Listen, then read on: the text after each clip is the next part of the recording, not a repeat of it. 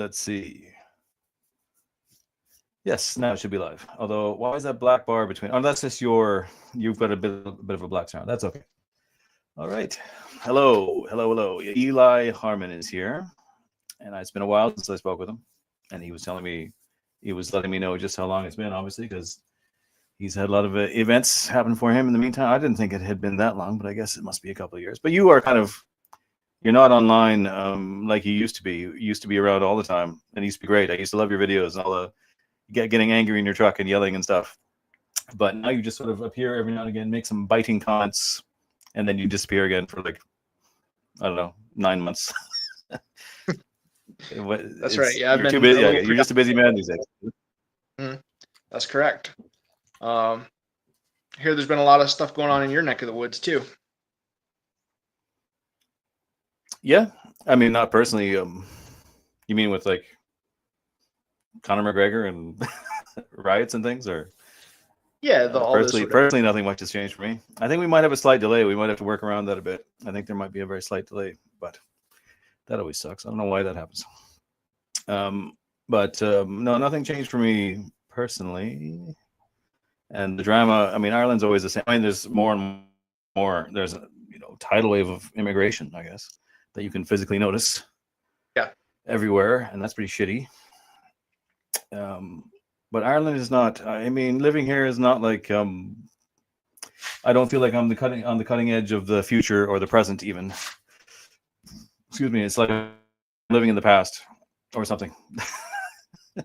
Even though it's you're there in America, like we're here to talk about space stuff, which is so rare that I have somebody who can really talk about it and relate to it in every facet and from every angle, including the political. So that's why I'm always happy to talk to you about it. Because it seems more and more, I swear, people are disinterested or angered or annoyed by even considering it at all. To me, it's still one of the most important things. And if we could sort it out, it would be like, going to Mars. The topic we want to discuss is how is the likelihood of getting to Mars at this juncture with everything at present going on. And so Eli is in America. I think he follows these things. At least he's as interested as I am to see, and he would share.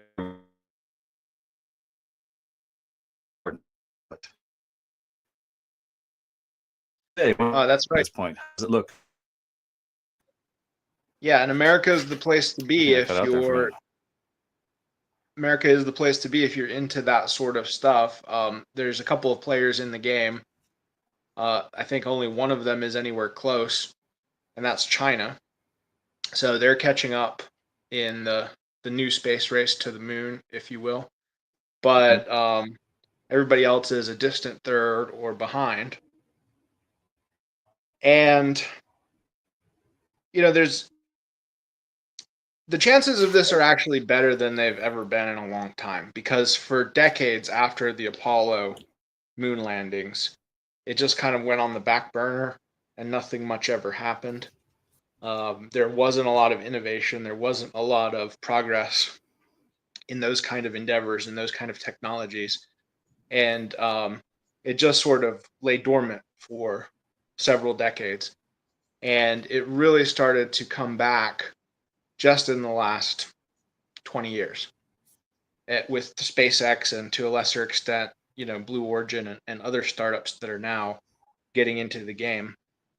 So they really broke like a stranglehold that these legacy contractors left over from the Apollo era had on the entire business. And they had no incentive to innovate after all of that was, shut down. And NASA had no real incentive to innovate because, they just want to get their money, spend their money, look like they're doing something, put out some infographics, and then, hopefully whatever they're doing gets canceled by the next Congress that gets elected and they start doing something else, right? So, but they never have to deliver any results. It was a sweet gig, it was a sweet racket while they had that going. And so there wasn't any actual progress being made.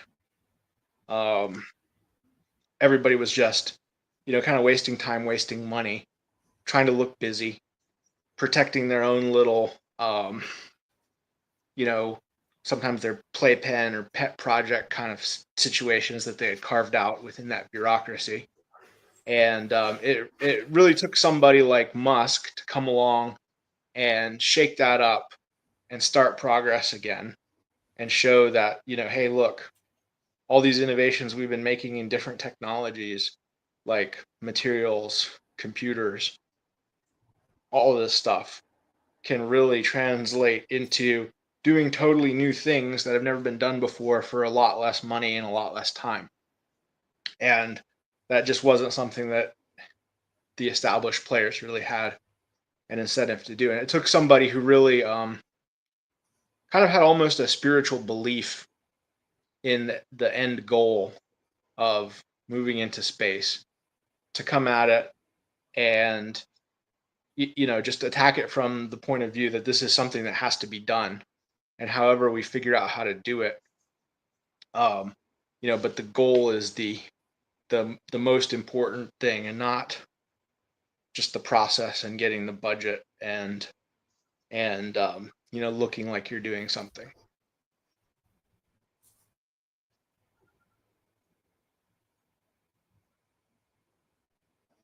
I'm getting a lot of delay and stuff here. Sorry. I'm trying to figure out if I can. Maybe if I stop my camera, it'll help. I'm getting little lags and delays. Can you hear me now? I can hear you, yeah. Hello? Yeah, I can hear you. Can you hear me? Hello. Sorry, I'm getting just little lag. I'm getting little delays and stuff here. I don't know. I'm turning off my camera. I'm not sure why, but hopefully we're not plagued by it. I'm getting little issues there. Sorry. Yeah, that's all extremely true, and it is interesting. Oh shit, are you there? I just turned my camera off. Does that help at all? Oh, you turned yours off too. Okay, yeah, maybe we might be better off. Let's see if that helps at all. Let me know if I pause it. Yeah, I'm hearing you just fine. As to what happened to NASA, yeah, like this is the stuff that happened over the course of our lifetimes. Say, this even when you were young, this space enthusiasm was everywhere in fiction and nonfiction, and it just was in the culture, and it sort of slowly waned and like dried up and went away, and everyone just even forgot what NASA was doing. They were just, as you said, they were just busying themselves with nothingness. And I don't know how they. It seemed at first, I think when the first challenge, was it the Challenger, the one that blew up with the tiles or whatever? I think they That's got right, really deeply embroiled in health and safety regulations, and that was the beginning of the pork era, and that just got bogged down in that and kind of destroyed the whole thing. But yeah, you're totally right. And the only sign of it rearing its head again has been in recent times, and a lot of it is really thanks to Musk.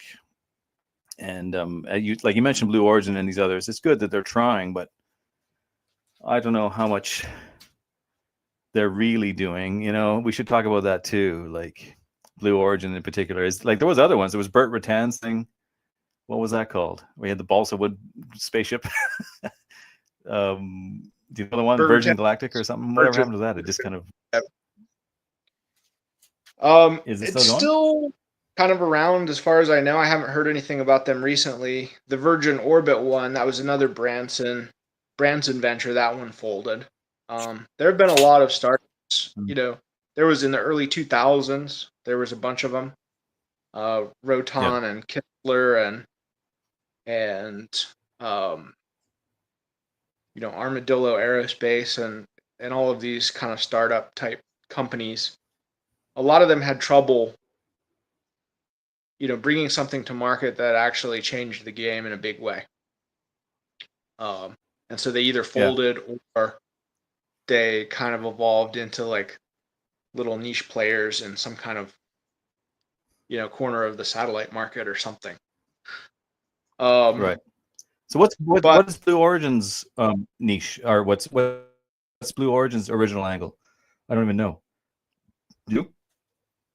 Well, this is like a passion project for Jeff Bezos, kind of like how SpaceX is for Musk. But Bezos makes all of his money from other stuff, from Amazon. So he's with Blue Origin, he's in a position where he has cash to spend. But it's not like SpaceX where they had to do stuff and hit milestones early on in order to keep the company afloat, because Musk didn't start out nearly as rich as Bezos. So they just have a much more cautious, incremental approach that's more similar to how the legacy contractors in NASA worked. And so they haven't produced a lot of, tangible things that, the public can point to and is aware of, right? But they're kind of working behind the scenes. They've got a reusable launch vehicle, or at least the first stage is reusable, kind of like Falcon 9, but it's a lot bigger than Falcon 9. It's kind of like more on the scale of a Falcon Heavy, Right. but in one stack, not a multiple stack. And that they did their first launch on that a year or two ago as a qualified success. They've got another one coming up this fall, and hopefully they'll be ramping up production and launches after that. And so the question Okay, is, so that's not okay. So oh yeah, sorry, go on. I won't go on. No, but I'm saying you say the qualified launch. So this launch is different than the celebrity launch with first with Shatner, and then there was the one with the females. Wasn't that Blue Origin? Am I mistaken? I'm pretty sure that is Blue Origin. Okay, that is Blue Origin, but that's their suborbital side. So they have a suborbital. Right. Okay, sorry. They have a suborbital passenger tourist service thing. That's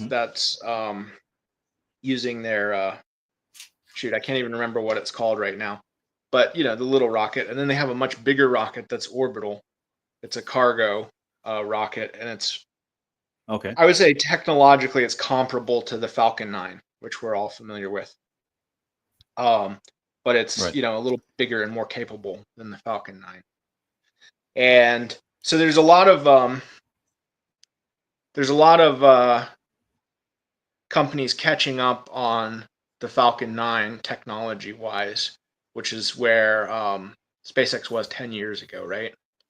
So Right. that really revolutionized the business. It was Falcon 9 would have been revolutionary even if they had never made it reusable, because it was just so much simpler and cheaper than anything else on the market. All right, but then they made the first stage reusable and started landing the first stages. And they got that, about 5 years after the Falcon 9 had already started flying orbital missions.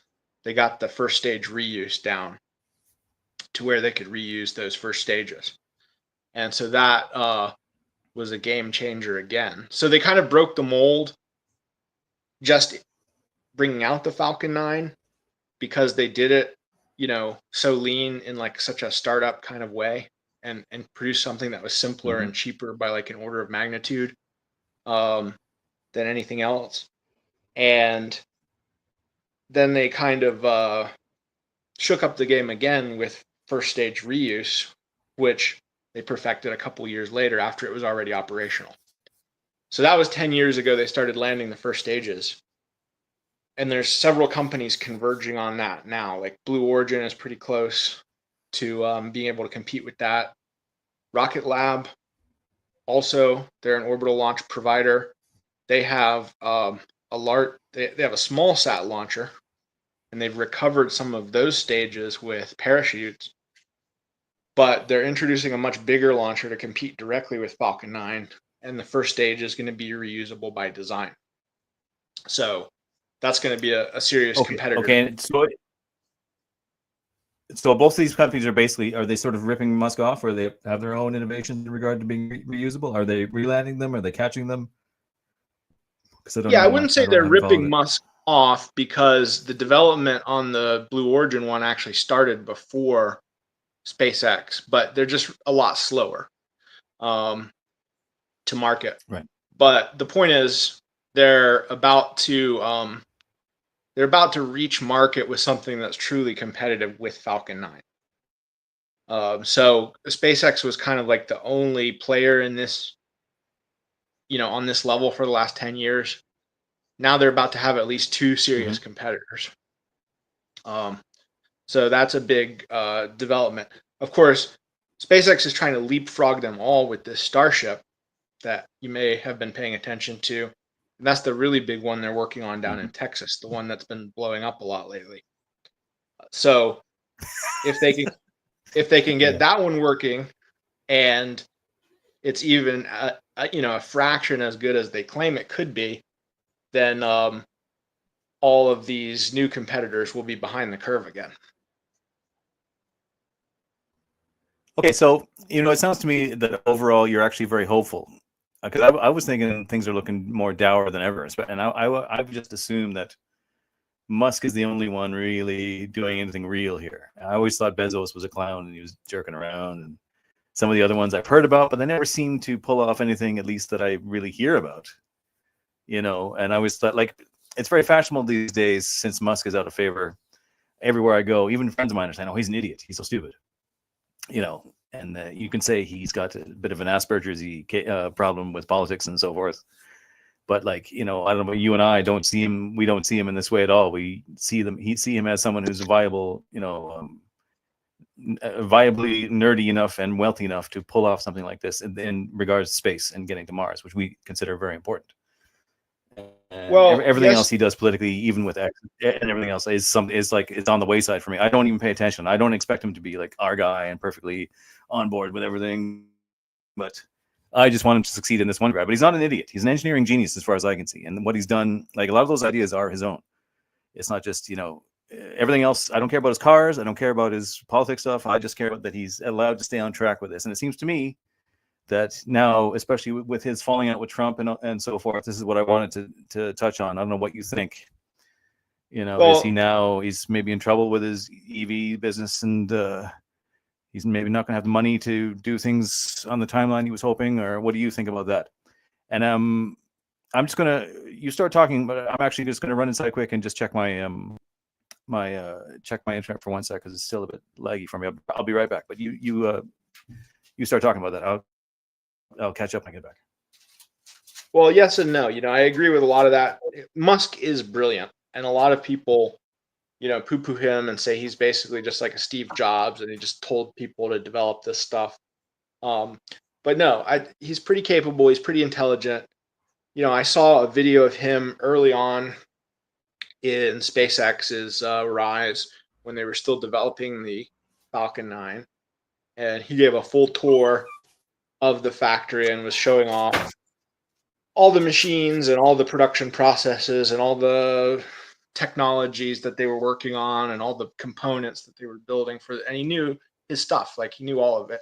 It was great. So, I mean, he's obviously very competent and very well versed in all of that.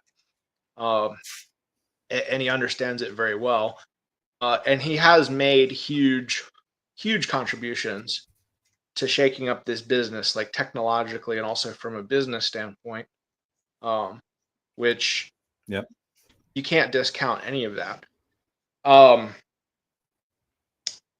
The Starship program seems to be in a little bit of trouble right now, and I hope they can get that sorted out, because it'd be great if it works. But even with it, if it does, it's possible that it's going to under-deliver relative to what they've promised. I mean, they're promising something that sounds impossible, which is $2 million per launch, net cost. And that's for a heavy lift launch vehicle that, rivals the Saturn V, actually exceeds the Saturn V by a small multiple. But, that's just almost absurd. That figure of $2 million per launch, almost absurd. If they could get it down to $20 million per launch, which is 10 times that, it would be an incredible game changer. But we'll see if they can do it. Who knows? And they're definitely not going to do it with respect to Mars colonization, because he can be pretty good on pulling off the things he said. So they're definitely not going to hit that target.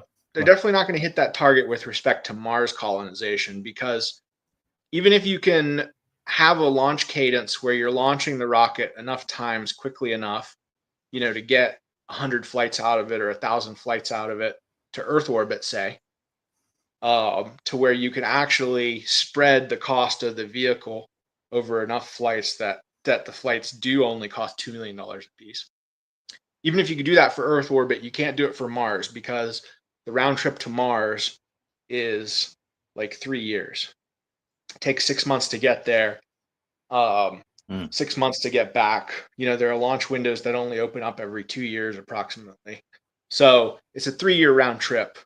And even if you were bringing the ship back from Mars and reusing it, how many times are you really going to reuse it when it takes 3 years to do the whole thing? Maybe you'll use it 10 times. So you're not going to be able to spread it over as many round trips as you would with just an orbital flight, where you can go up, drop off some payload, come back same day, like within a few hours, right? You can't do that with Mars trips. So they're not going to get the savings that they're promising if you're talking about sending stuff to Mars or delivering stuff to Mars. But all that being said, if they can get it even working and it costs $20 million a flight or $200 million a flight if they're going to Mars and not planning on getting it back, that's still going to be a huge, huge reduction in cost compared to what exists now. Like, what exists now can shoot, I don't know, 15 tons to Mars for like $90 million. If they can shoot hundreds of tons for $200 million, it'd be a huge reduction in cost compared to what exists now. So yeah, I mean, I'm hopeful that they get that sorted out, but looking at how things have been going with like the last half dozen launches that have all been, spectacular failures in one way or another, it's hard not to come to the conclusion that there's something wrong with that program, how they've got it running right now. Yeah. And like, there's no other, again, NASA is apparently totally useless. They can't do anything. Other nations of the world, even that could be doing something, like Russia, I don't think Putin has any interest in space or something. I don't know. I don't hear about anything happening there in that regard, where they used to be also a forerunner. NASA is woke. And their main priority is, putting women of color front and center and playing it like they are solely responsible for everything that is happening at NASA. That's their main thing. Oh yeah. And so if they're number one, if their promotional material is playing that angle so heavily, right? That there's some of that going on behind the scenes too, and that's going to compromise their ability to accomplish anything. Yeah. But the thing about SpaceX though is this Starship, it's so focused on Musk's idea of building a city on Mars with 1 million inhabitants, and that it's hyper, I guess, optimized for that. I mean, you could argue whether it's the optimal solution for that or not, but that's what it's been optimized for. And so it's so hyper optimized for that, that they're leaving a lot of room open for anybody who wants to do anything else. Like, anybody who wants to do anything else could hypothetically design a system to do it much more efficiently than the Starship can do it, because the Starship is hyper specialized for this very particular thing that Musk wants to do. And you could go back and forth about whether it's even the best way to do that, but even if it is, it's certainly not the best way to do everything. So they're leaving a lot of room open by focusing on this one thing that they want to do, and then trying to sell the Starship to do all sorts of other things on the side to pay for itself. They're leaving a lot of room open to compete in other niches and for other missions and for other goals, projects, whatever you want to call them. And it's nice to see more companies kind of moving up into that space and taking them on in those domains that they've really left wide open for competition, because they're so focused on this one particular thing. Yeah, but so even that's what makes me wonder too. Like, serious problem is when they do this. So how long is the trip to Mars again?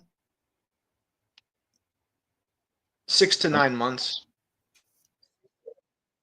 Right. So not so long, but like if you go there and the idea is you're going to stay or set something up. I mean, there's obviously going to be women on board, probably some sort of, you know, Arab or African or something. And this, we can dare to speculate ourselves, those who know something about that it's not going to be Neil Armstrong, etc. The risk factor of someone going crazy and killing everybody else is really quite a bit higher than it would have been in the Apollo days.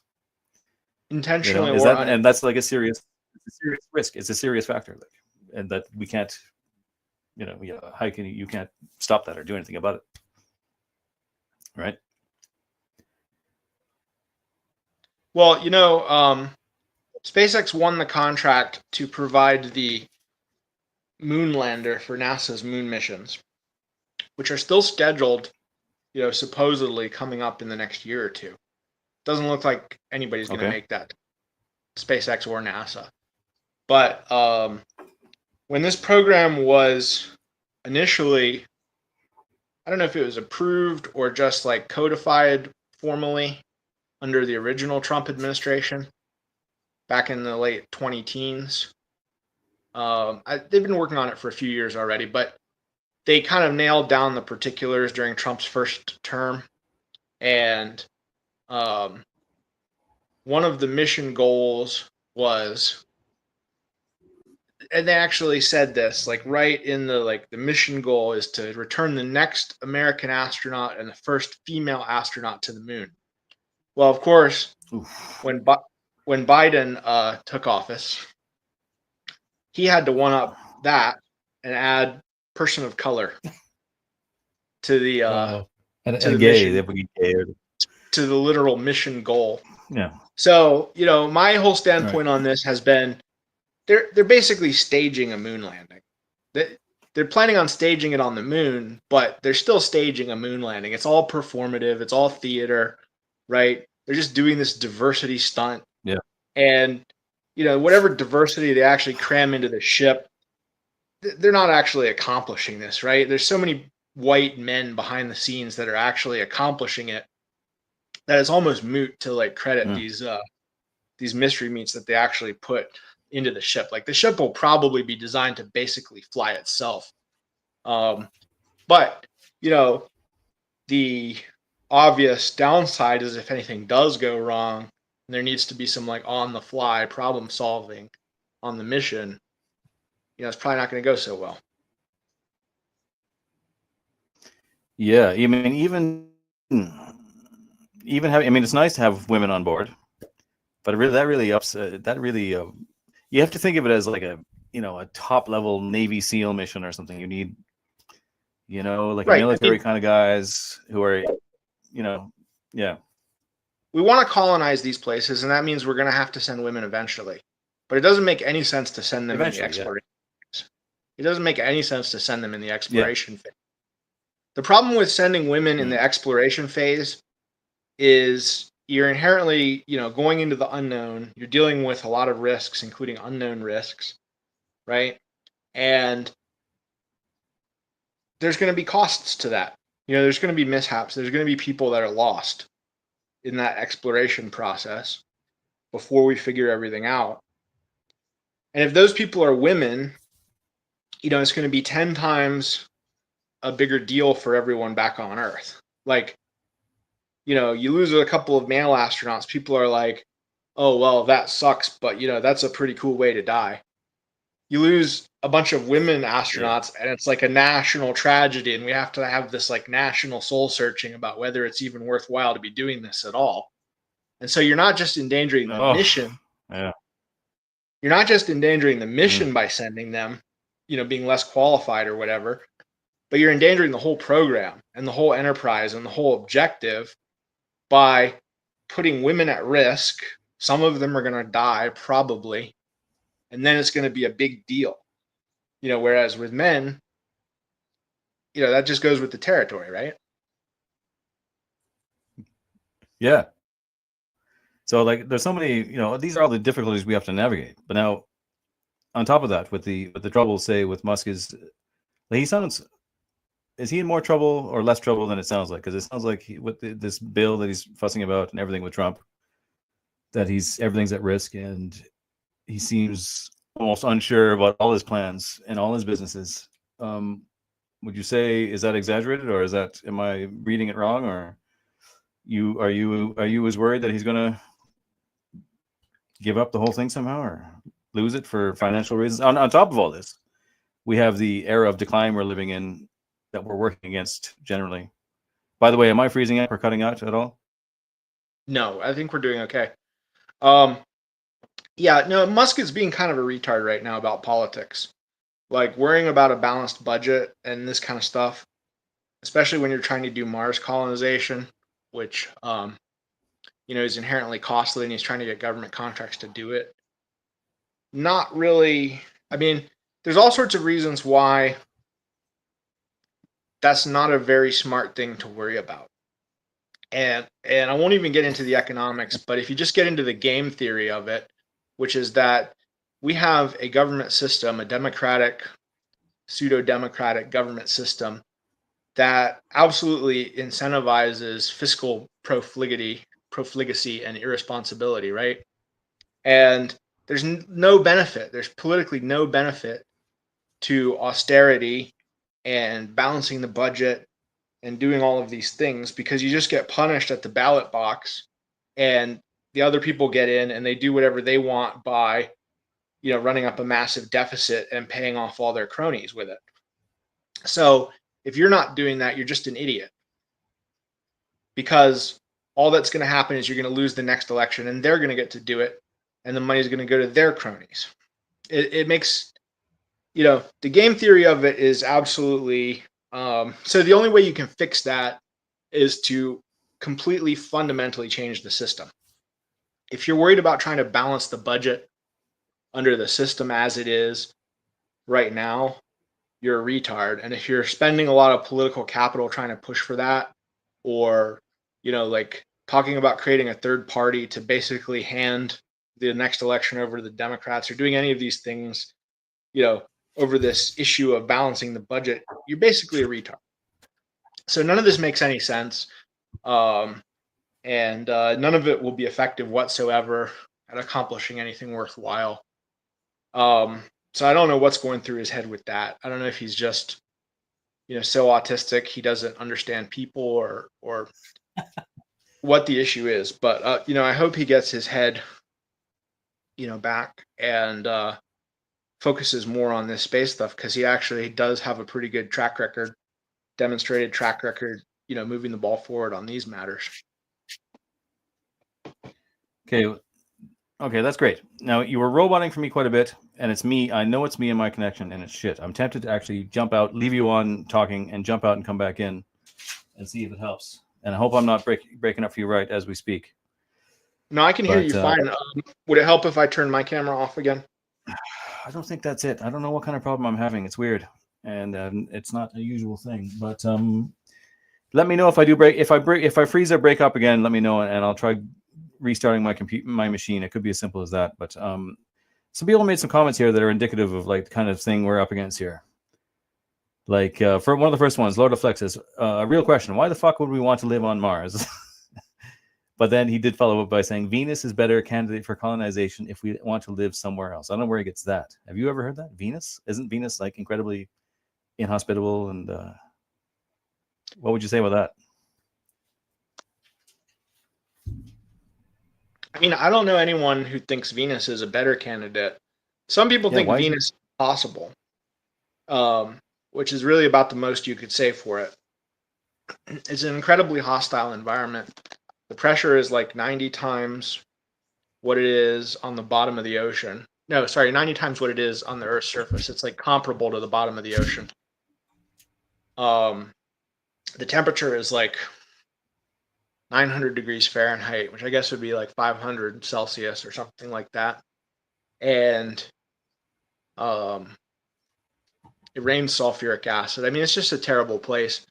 There is a school of thought that it would be possible to colonize the upper atmosphere of Venus with floating colonies, Cloud City type.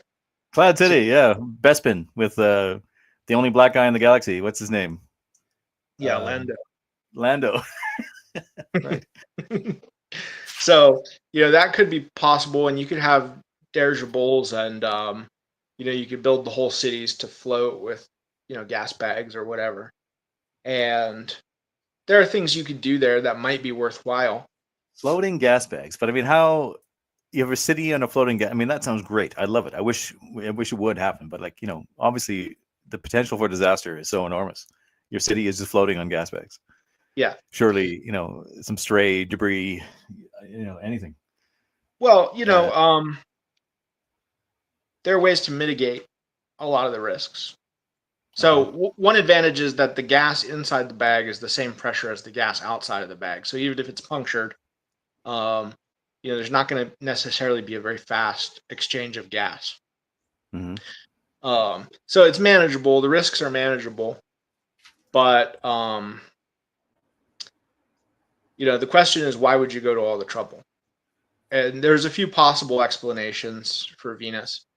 One is that Venus, it's closer to the sun. It's inside of the Earth's orbit relative to the sun, right? So it has a faster orbit. It goes around the sun quicker. Mm-hmm. The Venus year is shorter than the Earth, so there's going to be more launch windows in any given period of time from Venus to other destinations in the solar system. So if you're trying to resupply the asteroid belt or something with food, and food would probably be the best use case here because Venus has abundant solar energy. You could grow plants. So you could have floating agricultural colonies, basically hydroponic, greenhouses inside of these gas bags, just floating through This them. is so optimistic. I love it. This is the great Yeah. optimism. I miss this kind of thing. I So it's really like miss this. be like an agricultural colony, and Yeah. out in the asteroid belt, which is 2 or 3 times further from the sun than the Earth, there's much less solar energy, so it doesn't really make sense to try and do agriculture out there.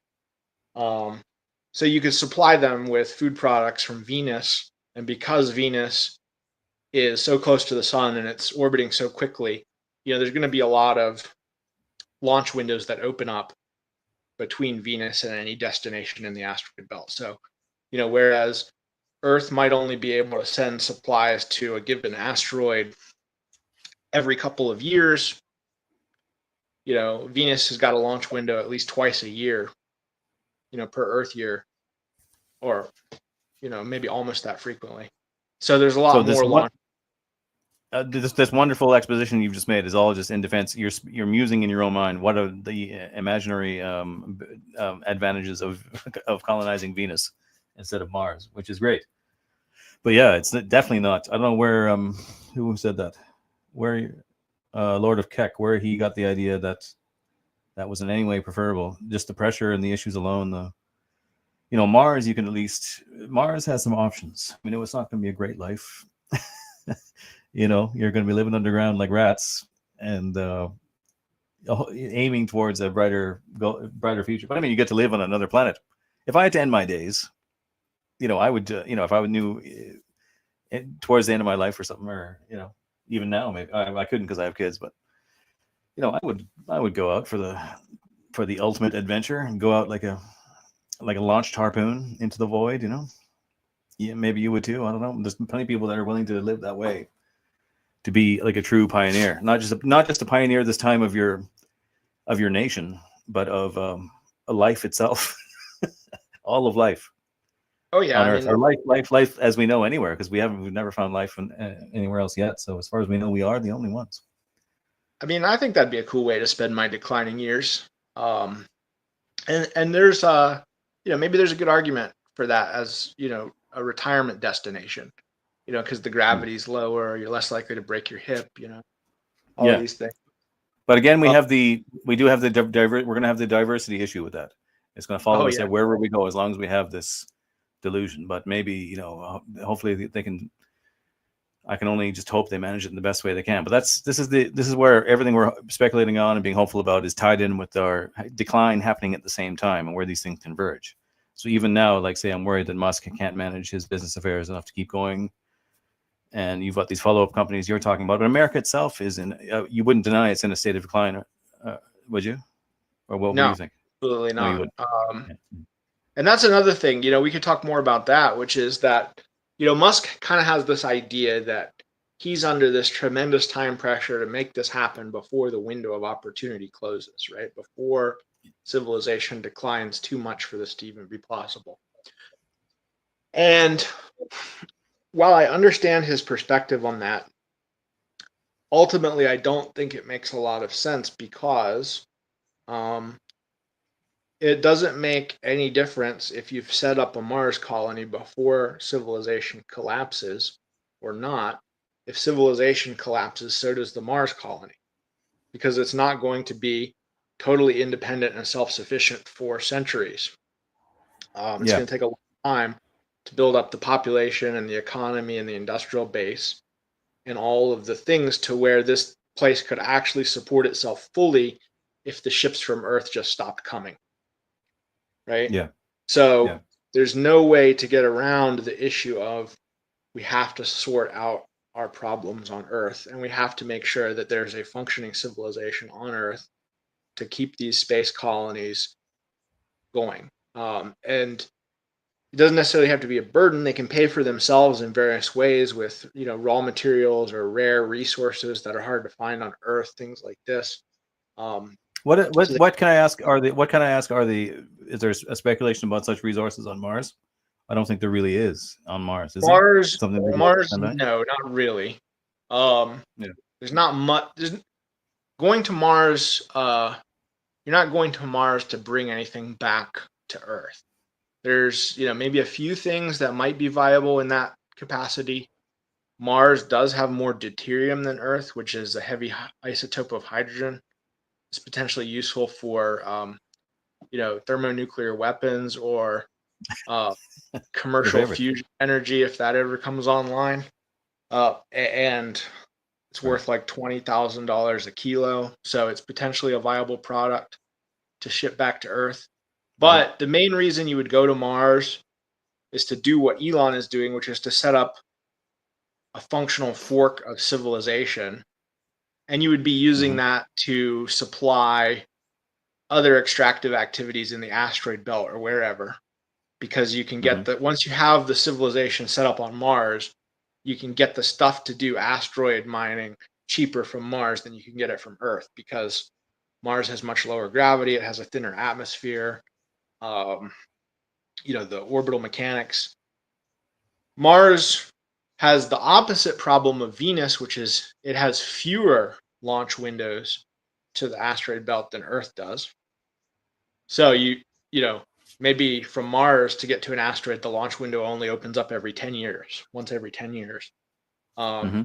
But the the delta V cost, the energy cost, is much lower. So it's less frequent but lower cost. So you could set up these asteroid colonies by using stuff built on Mars. Go out there, start mining the stuff from the asteroid belt. All your consumables are coming from Venus, say on every couple months, and the stuff you're mining in the asteroid belt is what's coming back to Earth. So it's kind of like a triangle trade type situation. Yeah. See, but it requires such a ballet of technology and Mm-hmm. such a, as we say, a civilization, a well-oiled machine of a civilization, than we don't have. Only a people less plagued with babysitting others. Some like maybe the Chinese, but even then, they don't. I don't know that they have truly the innovation ability, the creativity. If we had a space, let's say if we had Germans, German engineers set up on Mars. Because I mean, imagine it really when they first go there. I hope they do. Anyways, regardless of the difficulties and how long it will actually take, I hope the early colonizers, when they get there, they're going to be living in a very limited, squabbly, shabby existence. And the idea of them setting up a SpaceX type launch capability pad and reusable rockets, from there as well. Maybe they can in time, but I imagine for a while it's going to be very difficult sparse, savage existence in many ways, for a long time, probably. And again, with the diversity, it's better to be lucky if certain individuals don't start eating other individuals. So it's very optimistic, and it's great to think of them then becoming as great a spaceport as we have on Earth, overseen by Musk and his engineers, to then go to the asteroid belts. But I mean, I could believe it more if we were living in the civilization of the era of Buzz Aldrin and Neil Armstrong than the one we have now. But I don't know, maybe. Well, I think we're People going to just get closer to that. The You do. situation on Earth is looking pretty dire right now, Mm. but I think there are trends developing that hopefully should lead to a mini golden age of sorts towards the end of this century. You So, I think so? mean, things are going to keep getting worse for now, for the 2020s and probably for the 2030s. After Oof, that's that, a long time. That's a long time. after that, after that, I could easily see them getting better because, the new generations coming up, they're way more based than we ever were at the same age. At least a significant fraction of them. That fraction is going to be reproducing more than the fraction that isn't. Like, the based fraction is going to be having a lot more offspring than the the ones that don't know their gender. Just saying. I know, but you're talking about 20 years from now, all the while, immigration's going crazy, and all our systems are kind of slowly getting a bit sloppy, right? That's still 20 years of kind of not being at the yeah, peak of our abilities. Yeah, we've still got a lot of shit to wade through. I'm not trying to discount that, but I'm just saying, the second half of the 21st century, I think is has pretty good potential to be a mini golden age. It's not going to be a great golden age, I don't think, but it has pretty good potential to be like a mini golden age, like the 50s and 60s were in America.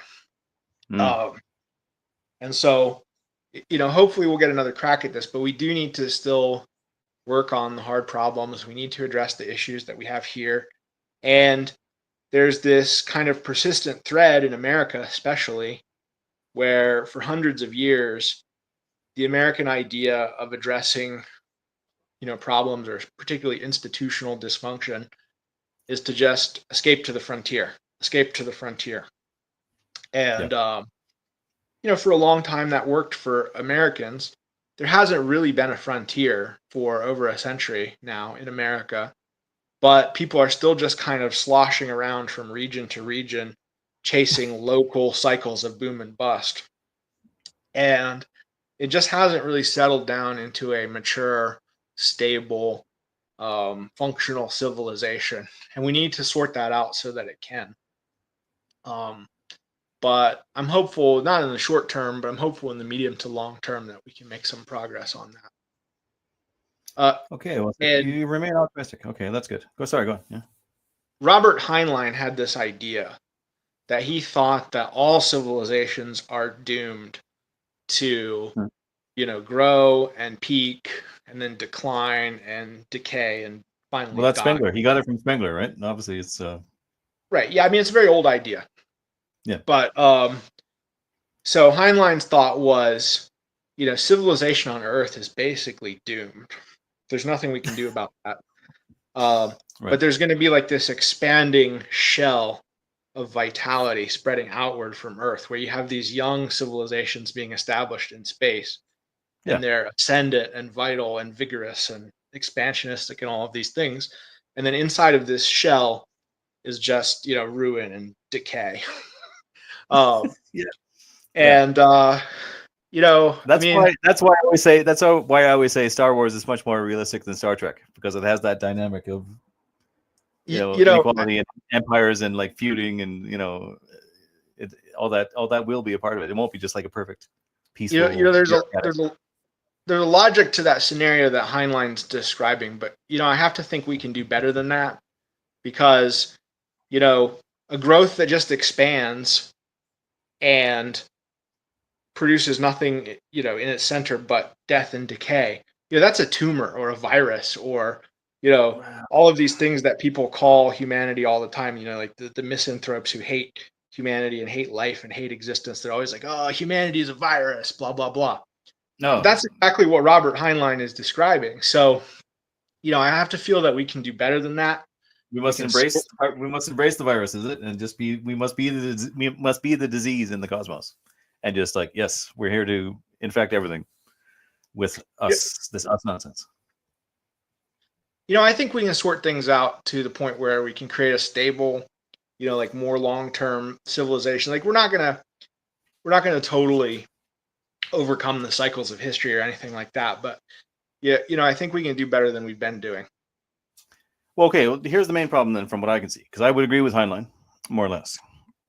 And you have to be aware of death and limitations, and that even ideas and civilizations and businesses, everything will have a kind of timeline of its golden age, and then it'll be past, and you have to change it or do something new to carry on.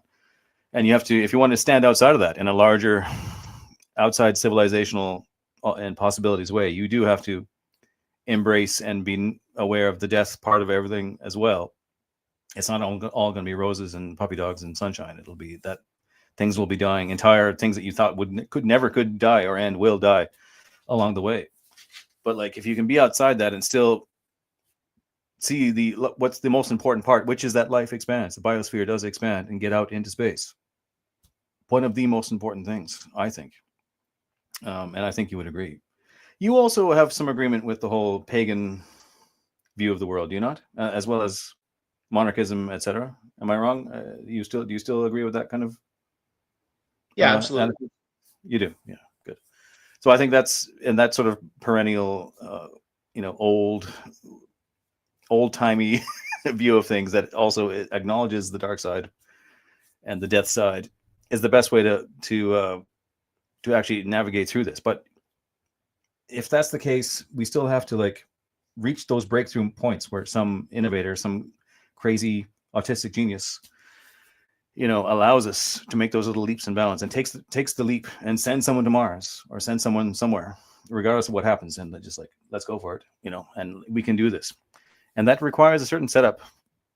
Like, I don't see, like, I do believe it requires Europeans, let's say, European engineering and thinking. Maybe the Chinese maybe they can do it, maybe, but they wouldn't do it as well either. And the Chinese are trying, but they're not doing it for their own sake. They're doing it because they don't want to get left behind by us. Yeah. Are they though? What's their space? What are their space goals? Do they have a Mars idea, or do you know? As far as I know, they're aiming to do a moon landing by the 2030s. Which, while it's a little later than NASA, NASA was supposed to get us back to the moon by 2020.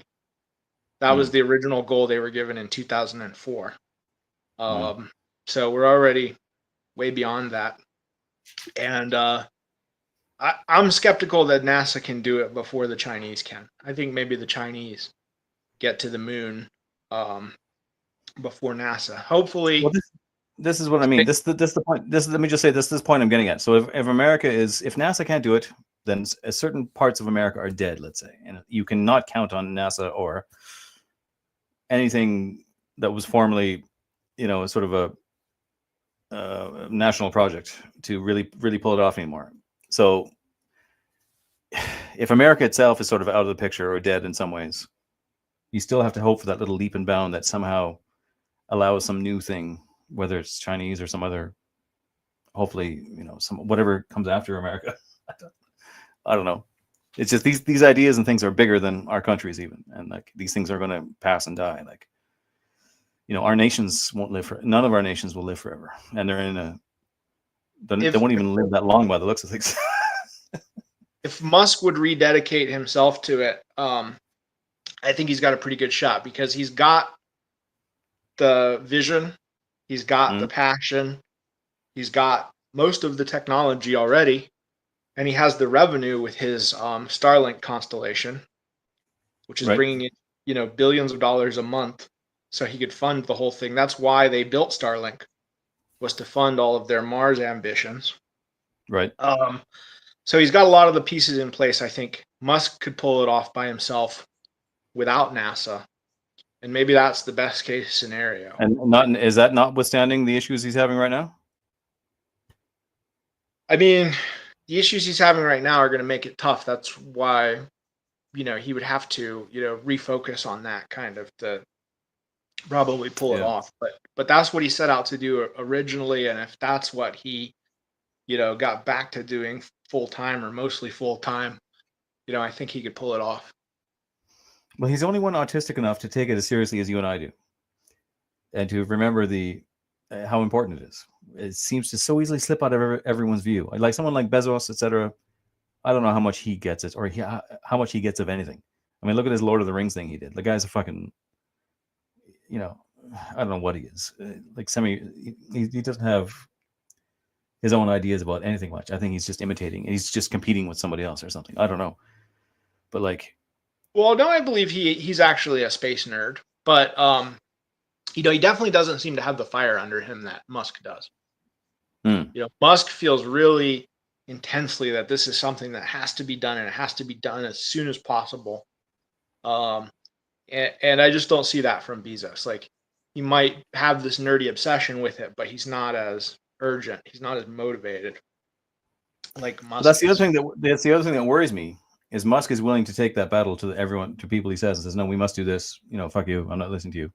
And how much of an uphill battle it is, and how much fight back you get, even from people in our circles and people you never expected to be against it.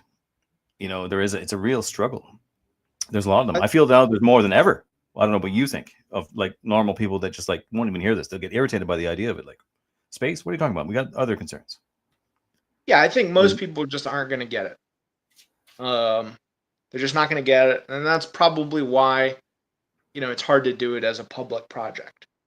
It's hard to do it under NASA's umbrella because the constituency for it is small. But the people who do get it, it's bordering on a religious conviction, so it is. It's like number one. So the intensity, even if it's a small cadre of people, the intensity of conviction there is something that can be tapped into to pull it off. And somebody like Musk, who shares that intensity of conviction, could certainly organize a subset of that cadre who understand how important this is. And ultimately, there's a lot of arguments people make, like, oh, we got bigger problems here on Earth to worry about and all this and that. And why are you doing this? It's a waste. And I'm just not interested in any of those arguments because at the end of the day, the universe is not going to be inherited by the kinds of people who make any of those arguments. So it's going to be inherited by the kinds of people who say, we got to do this. We got to figure out how. It doesn't matter what stands in our way. We're going to figure out how to get over that obstacle, and we're going to do it. And those are the kind of people who are going to populate the entire galaxy and inherit the entire galaxy. And that's just all there is to it. Like, the naysayers do not matter. Nothing they say matters. No matter how true it is, no matter how accurate, it just doesn't matter. Because they're going to live and die on this rock, and all of their descendants will too. And eventually all of them will be gone. They'll be extinct. And that'll be the end of it. Okay, true. But I am curious about their psychology and how, just to study it and know how best to combat it, let's say. Because I can understand maybe, I don't really understand, but I can understand them being sort of disinterested or thinking there's more important things because they're, just normal people, whatever. But they seem to react angrily, incredible irritation, the concept of it. You'd think they would be happy that someone in the background is working hard at it and just like let them go. But no, they want to fight it. They want to stop anybody from going to space. And that's what I don't understand. I don't get that at all. There's a lot of them like that. I think it's similar to antinatalism in a way. Like, these people might not actually be antinatalists. They might have kids, but their ability to think more than, a couple generations down the line is just not there. And so they're not caring about anything. Just like an antinatalist doesn't care about anything but their own life. I think most normies who are not antinatalists probably can't care about anything that isn't their life or their children's life or their grandchildren's life, right? So they just have a slightly longer window than an antinatalist, but it's not markedly longer. Right. But then there's also people who seem to think, they talk casually as though it's an inevitability that we're going to do this and succeed at it. but it'll happen at some future date by some future people, and we simply don't have to worry about it. And they'll like criticize the hell, they'll hate Musk, and they'll hate everything he does, or they'll hate this and that.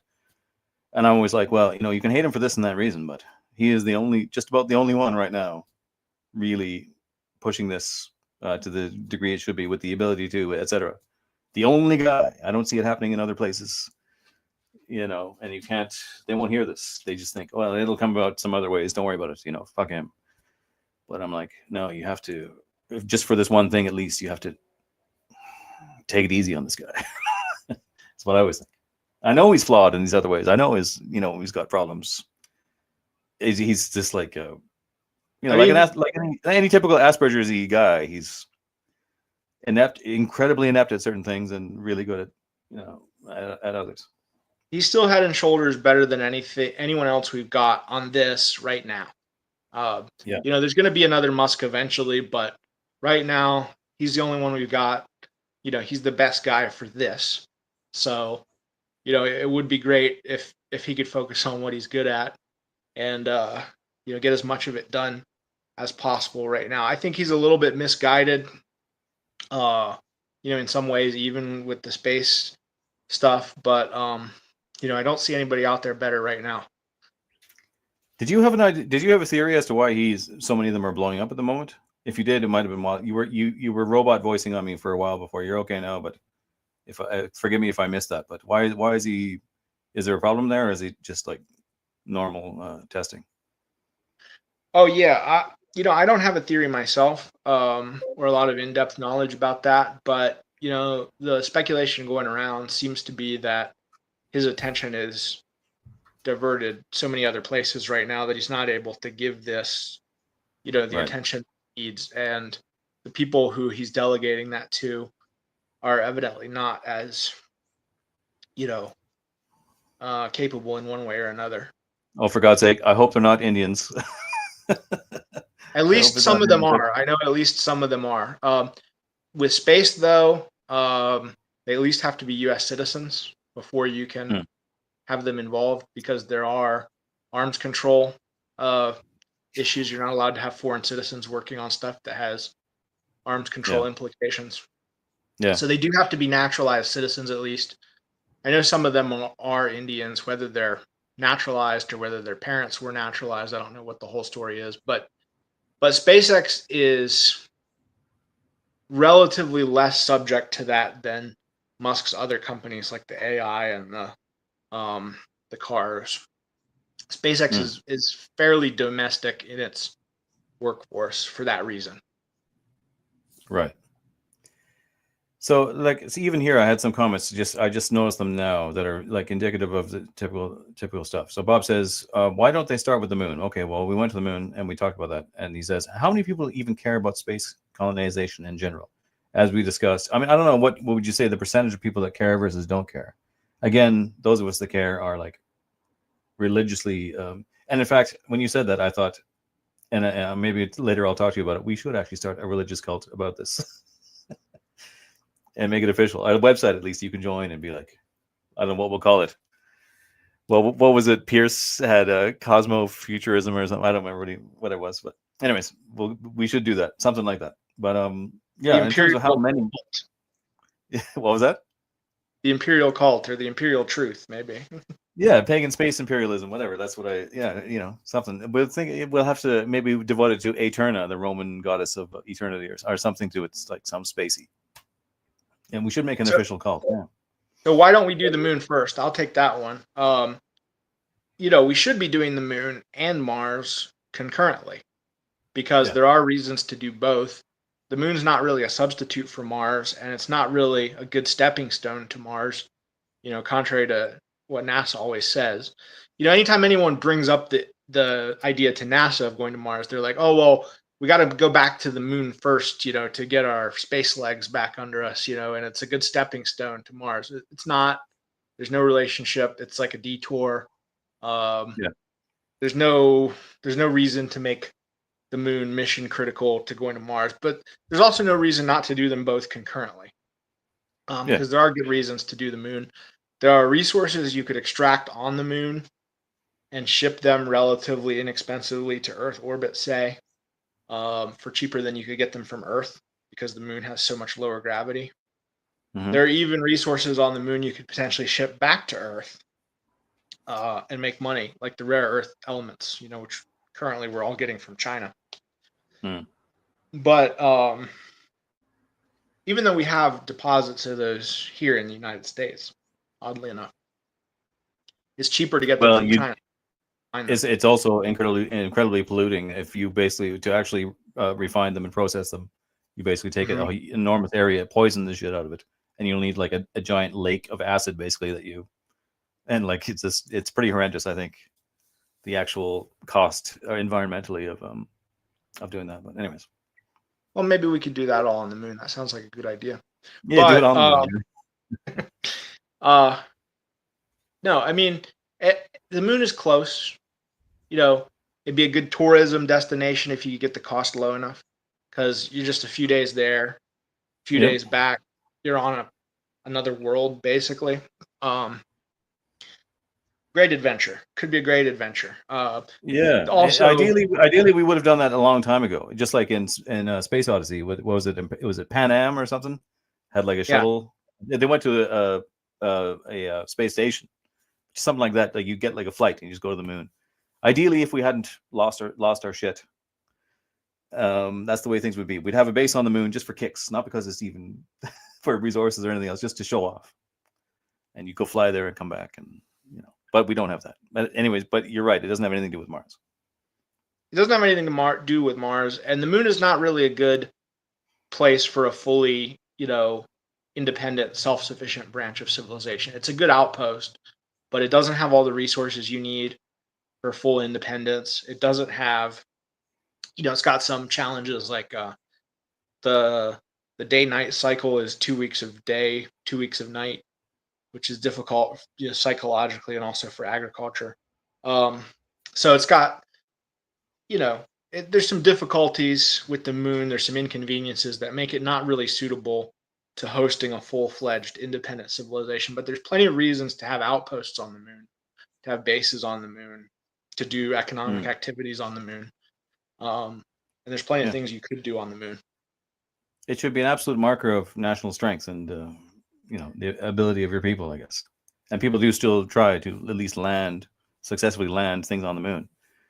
But they don't have a Werner von Braun, I guess. Like even Musk in his if what he's doing now is because of the people he's hiring, he did in the glory days of SpaceX with all his successes. I know I watched a documentary. He had a German engineer, like full blown heavy accent German.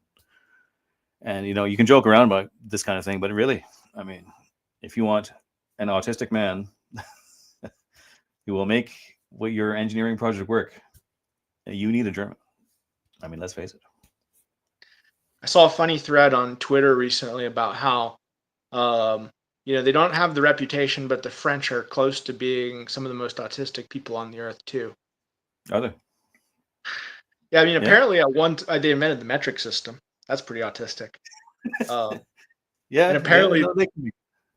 At one point in time, they actually divided up the entirety of France into perfectly square administrative regions.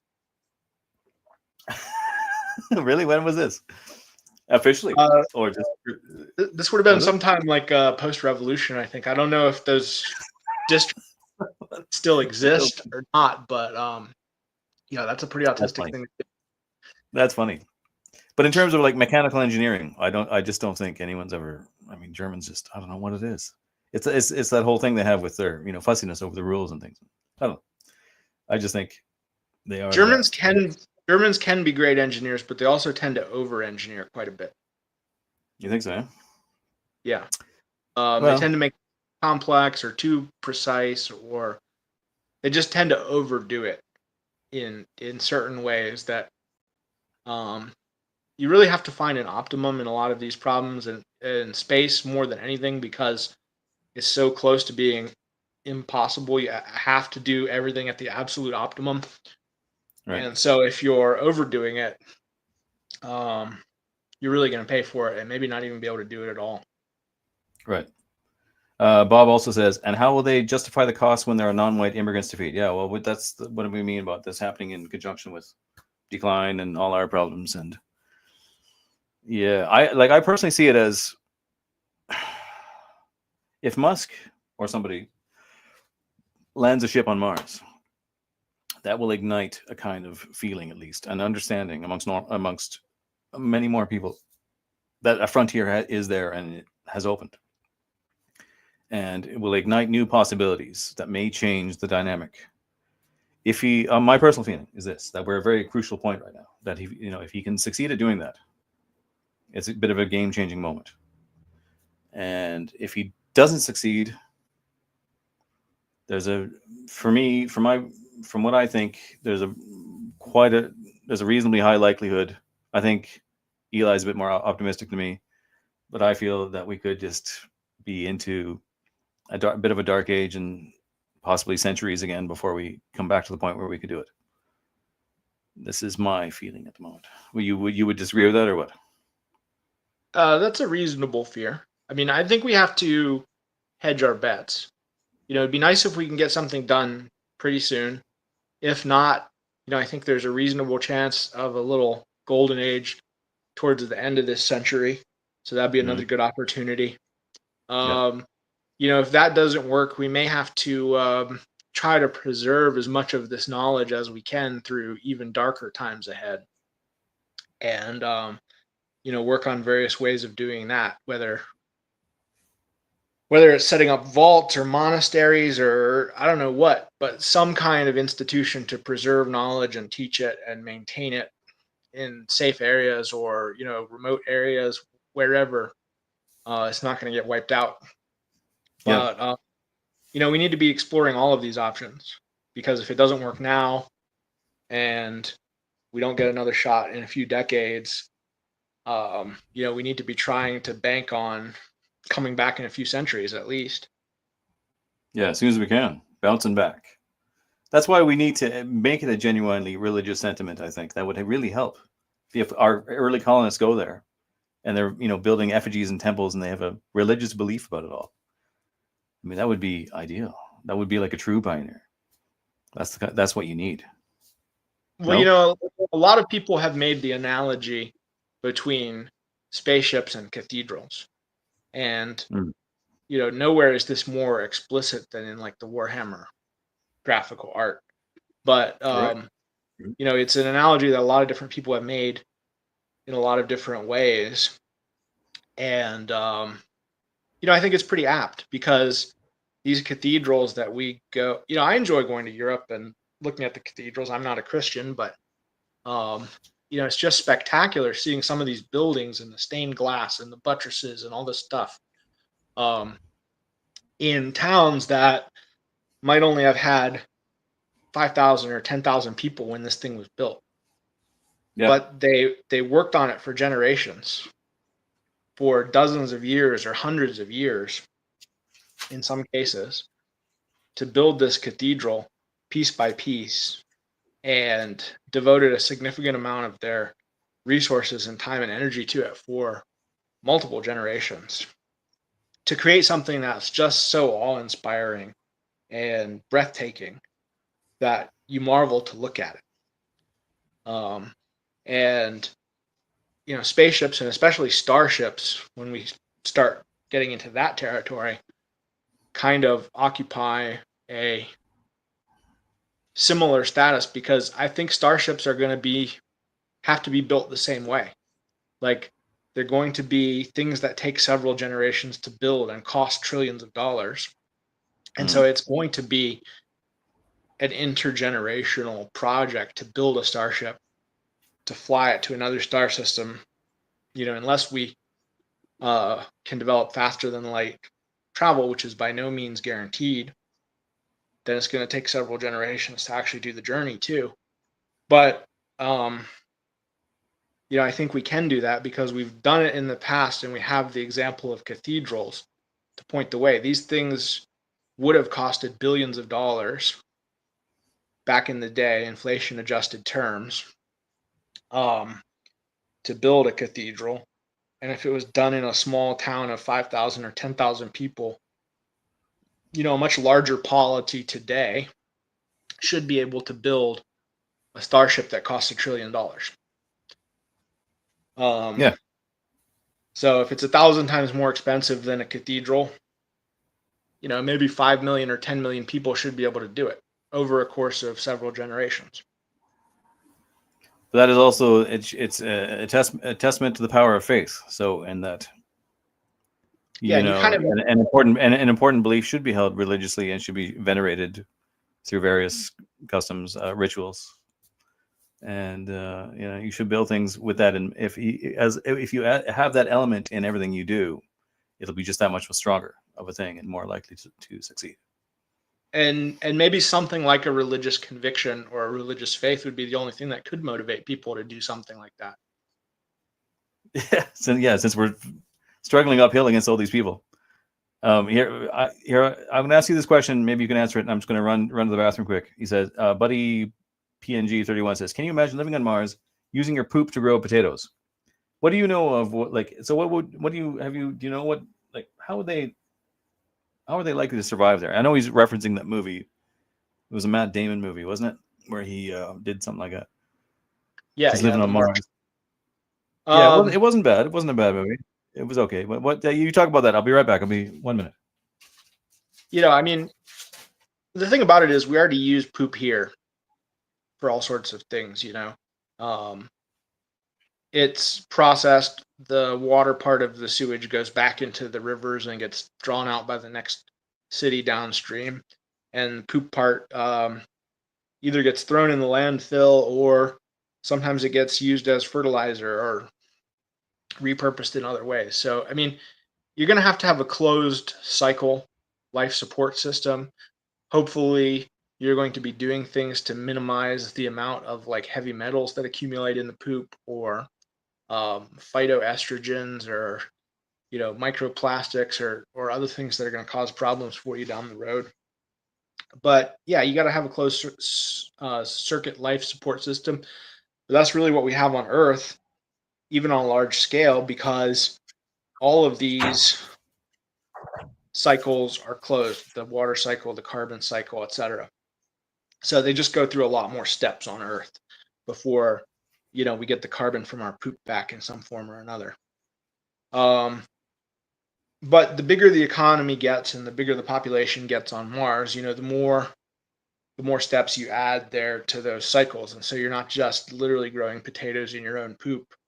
It's the poop is passing through many hands and you don't have to think about it. Yeah.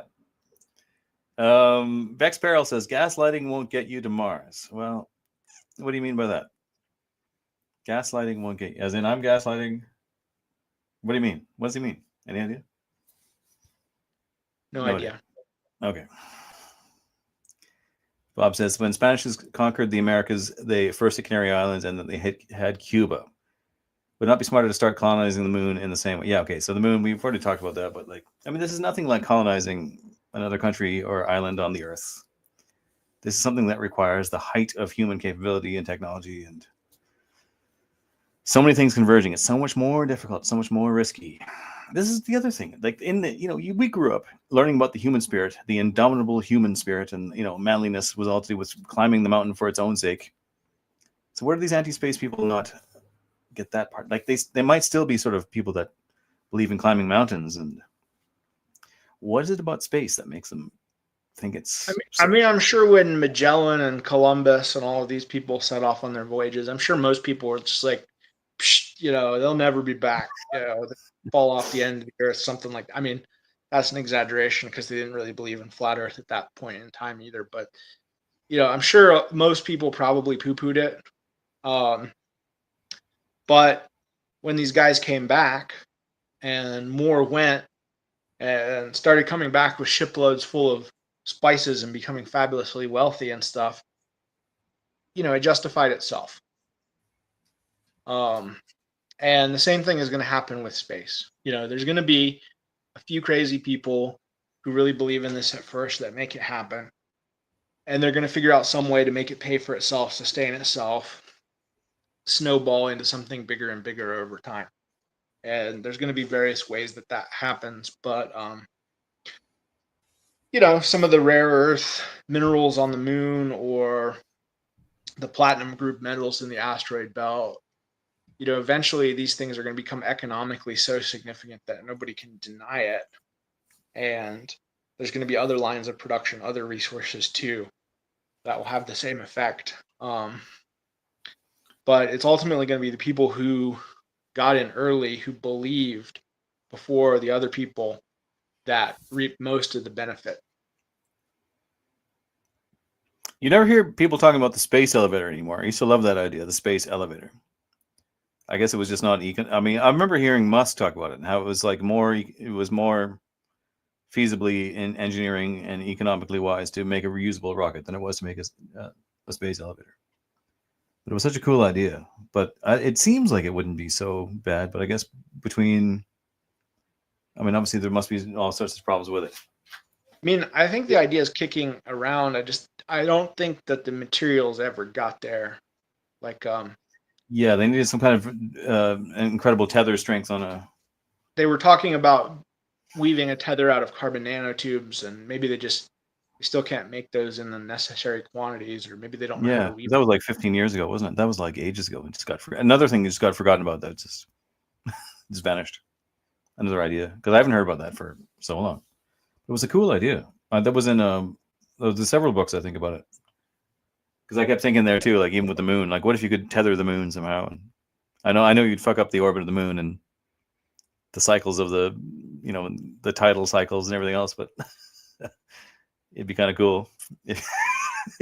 Well, one idea is you could build a space elevator from the moon, not all the way to the Earth, but like far enough in that the Earth's gravity pulls the tether taut and keeps it hanging away from the moon. And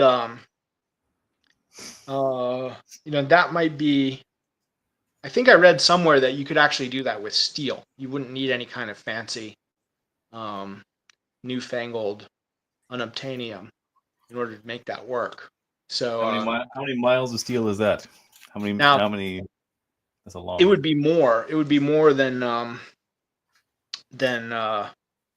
for the Earth.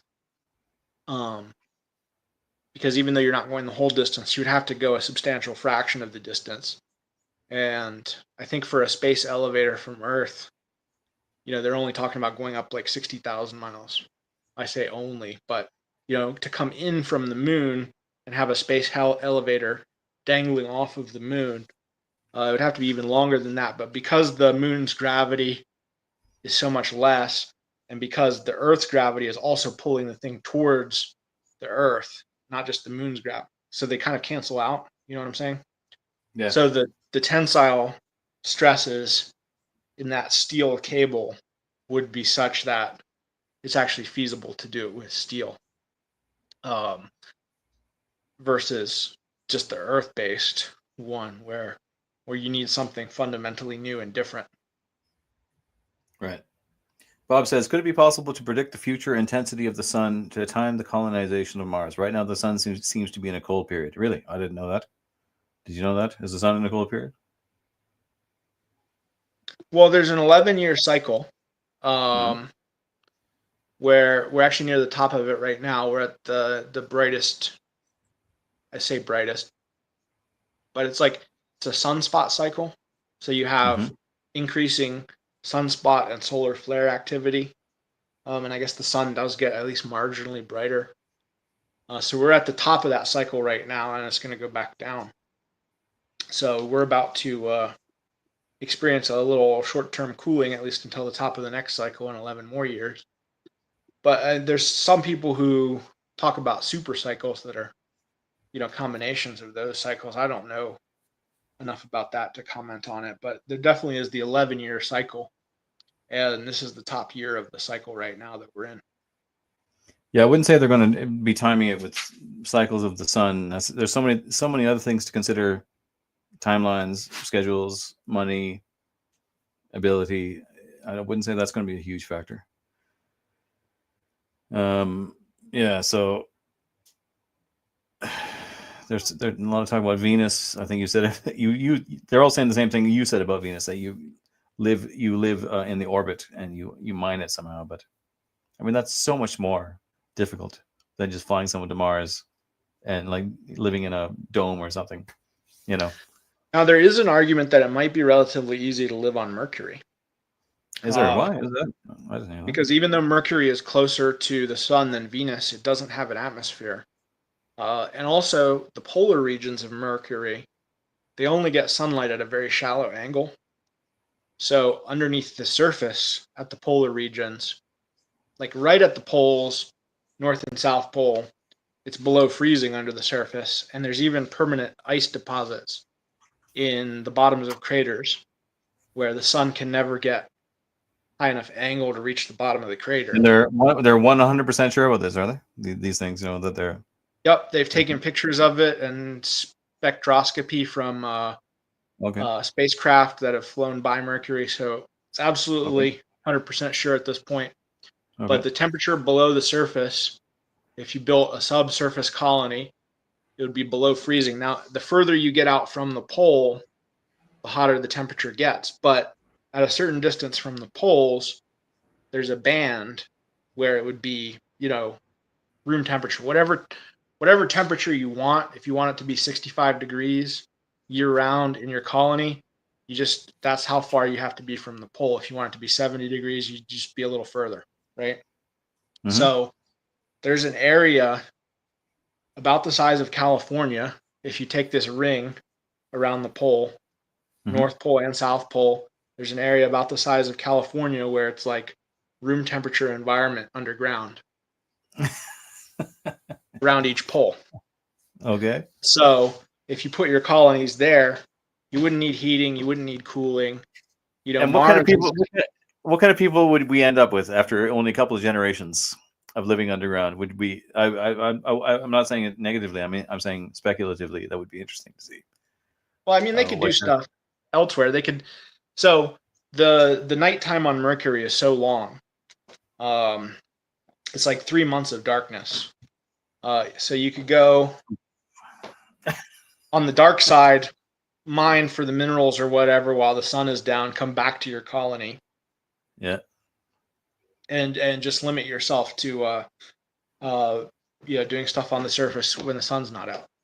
We're going to need some hard-working individuals. This isn't like going to Fort McMurray or something, or like, hey, congratulations, Eli. Eli had a child. Thank you. Yeah, first. Well done. He's a family man now. Congratulations. Hello, little one. Indeed. This is Sophia. Hello, Sophia. How are you doing? Your dad is a very smart man.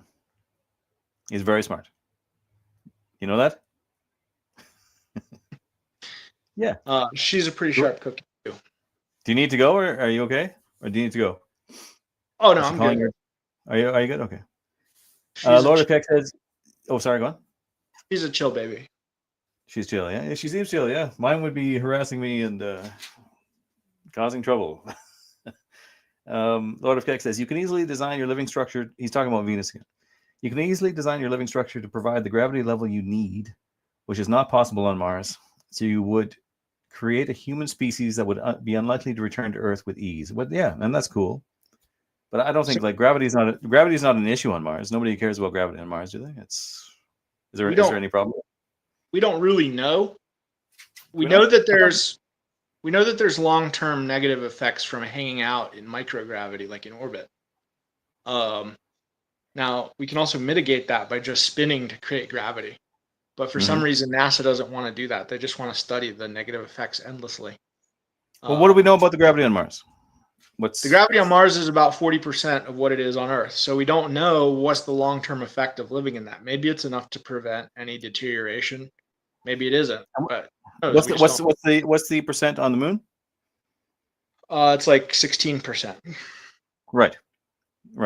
So that's funny. So even less than that. So you'd be able to, like, on Mars, you could just jump, 10 feet in the air, I guess, or maybe more, probably, which is cool.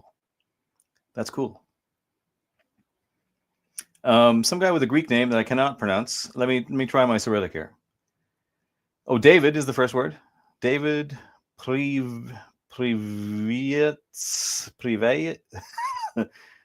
David David Prevey is, we'll call you. He says, agriculture should work all the way out to Jupiter's orbit. Now, I think he's talking, is he making a religious statement about our paganist ideas? Agriculture should work all the way to Jupiter's orbit.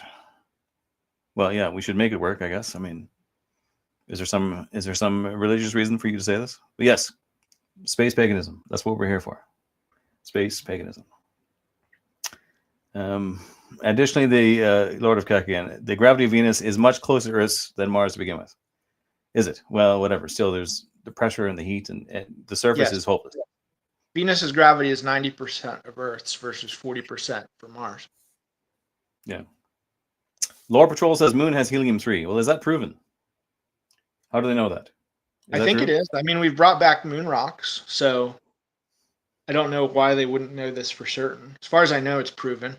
So the idea is the helium-3 comes from the sun in the solar wind, and it embeds in the surface of the moon, along with other, like, more normal isotopes of helium. And so the way to extract it would be just to scoop up a bunch of surface regolith, and you'd only want the top, fraction of an inch that's actually collecting particles from the solar wind.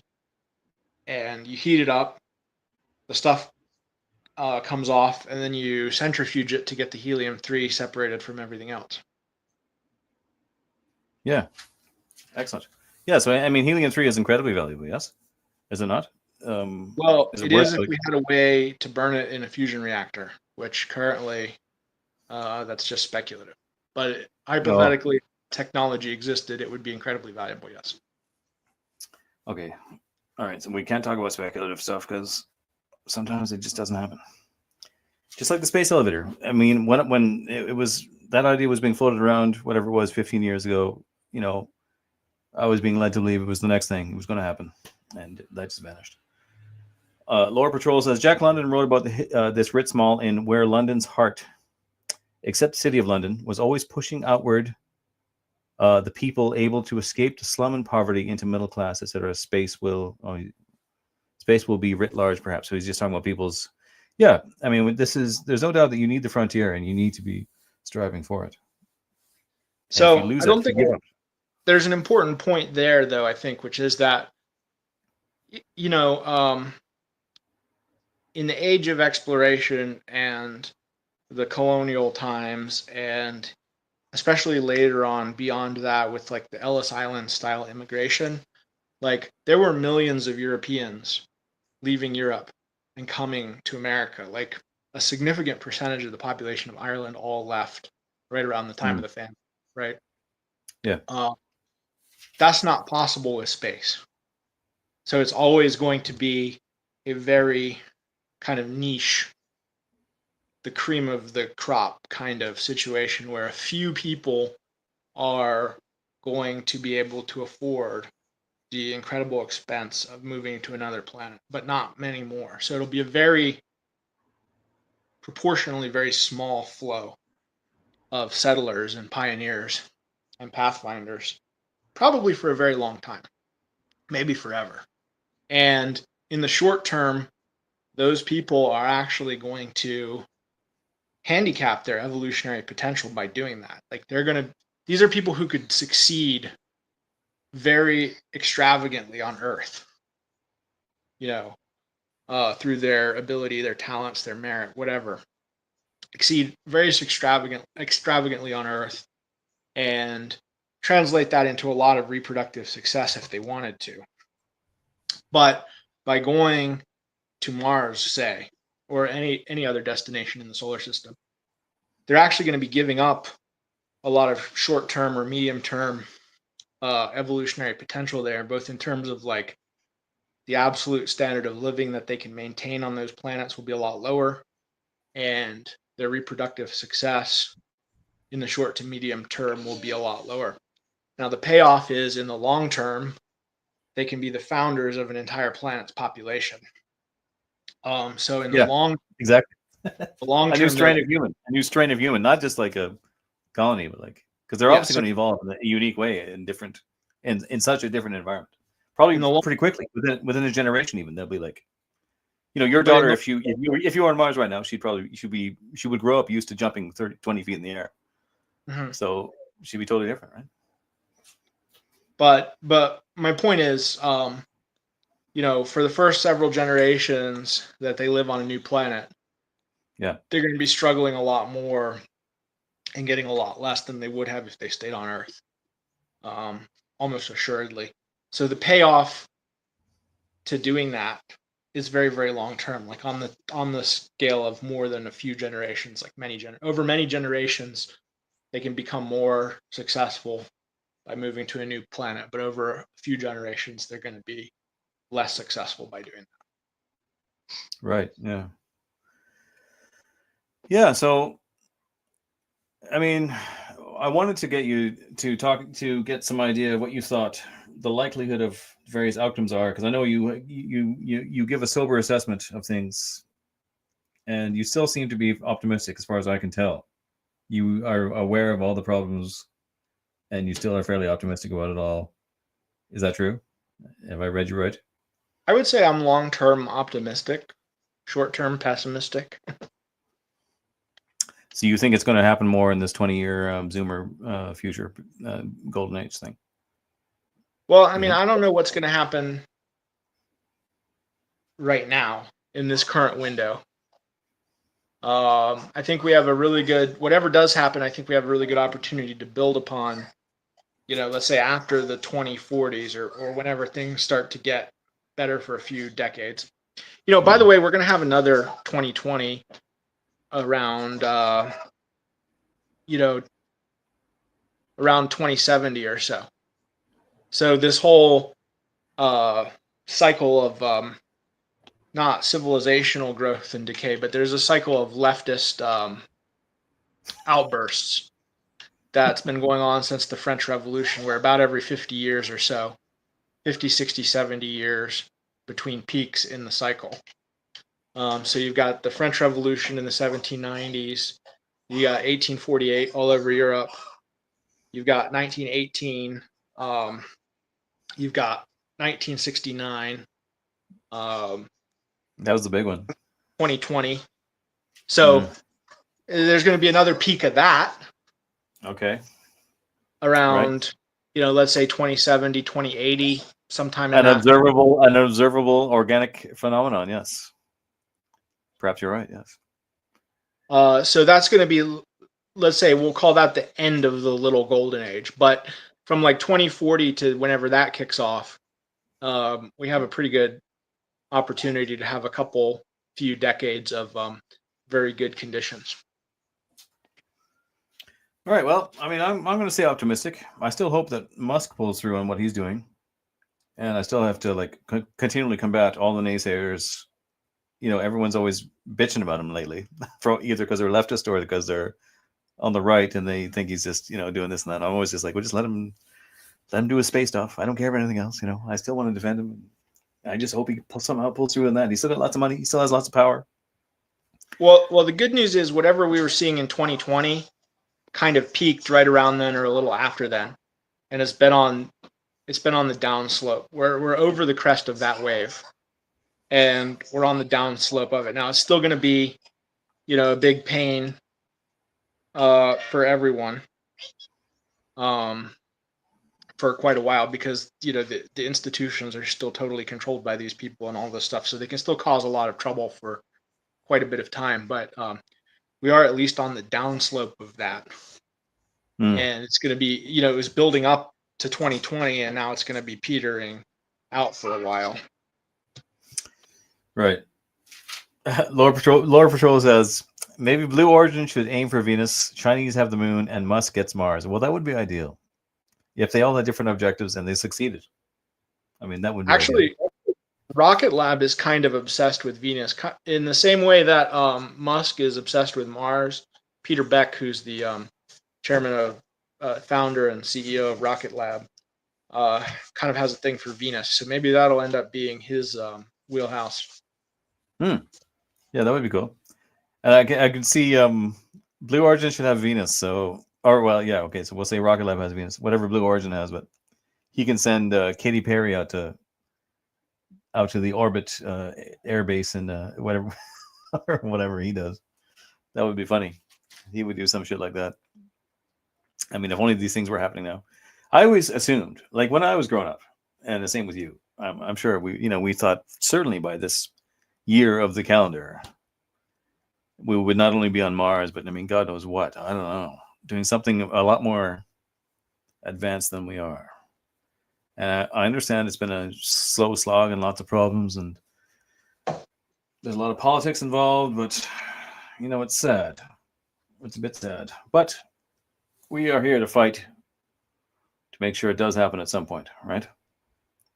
So Absolutely. I do think making it religious is a good idea. I'm going to contact you about starting a real cult about this, and we'll see we'll see what we can do in that regard. But I'll let you go, I think, because I better go inside. It's been almost 2 hours, and I mean that was good. Anything we didn't cover that you think we should have? No, that covers all the ground I think is most pertinent to this topic right now. And I'm sorry, everyone. I had internet issues for like at least the first half hour. That really sucked. I don't know what was going on. Hopefully, I probably froze up quite a bit or something, but it just fixed itself. There we go. What can I say? And yeah, I'll let you go, I guess. Enjoy your what are we on? What is it? Friday, Saturday? It's summertime. I lose track of things. It's Saturday. Right? Yeah. Enjoy your Saturday, and congratulations on your new family. You're entering the future in more ways than one. And yeah, thank you. And yeah, I'm very happy to see that. So thanks a lot, Eli. Thank you. It was nice talking to you. Yeah, nice talking to you as always. And goodbye, everybody. And that's it. We got to get to Mars.